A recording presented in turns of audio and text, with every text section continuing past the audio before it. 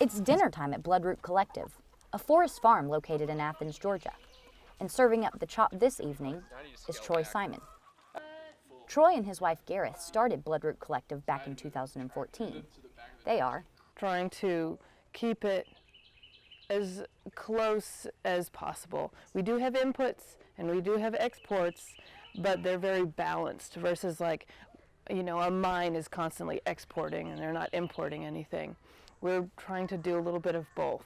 I think a nice closed circle is where you can both create and sustain for the foreseeable future right where you are.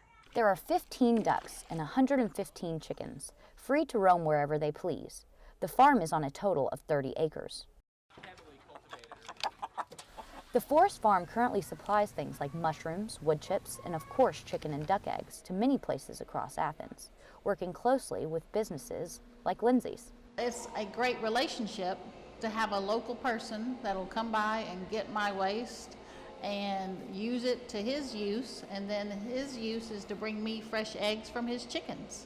One of Bloodroot Collective's objectives is closing the circle agriculturally, which is a term for a farming practice that recycles all nutrients and organic matter material back into the soil that it grew in. They probably save thousands of dollars a year in waste pickup fees. And then obviously I'm benefiting because I'm lowering my feed costs because I don't have to feed my birds as much chicken feed. I can feed them better food so they create higher quality eggs, which I can then sell back to the co-op. So instead of feeding landfills, we're feeding the birds.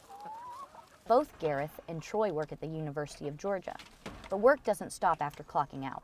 When they get home, it's time to tend to the farm, but they wouldn't have it any other way because I love to watch things grow and be productive.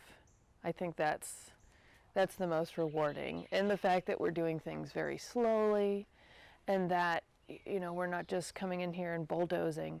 None of that, except for the road, none of that happened here. So we haven't drastically changed the topography or the soil structure by like driving all over it. You know, we're really trying to minimize our impact, but also grow the diversity in this one little spot. So just watching it grow and eating from it and sharing it, that's my joy. And when you bring a chef or just a person in the community fresh eggs or some wild harvested thing that they either hadn't seen before or didn't know about, and then they try and they get really excited and they tell you about it.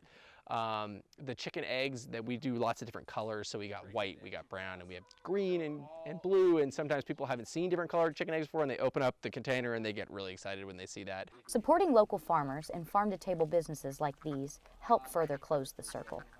Nixon Norman, Grady News Source.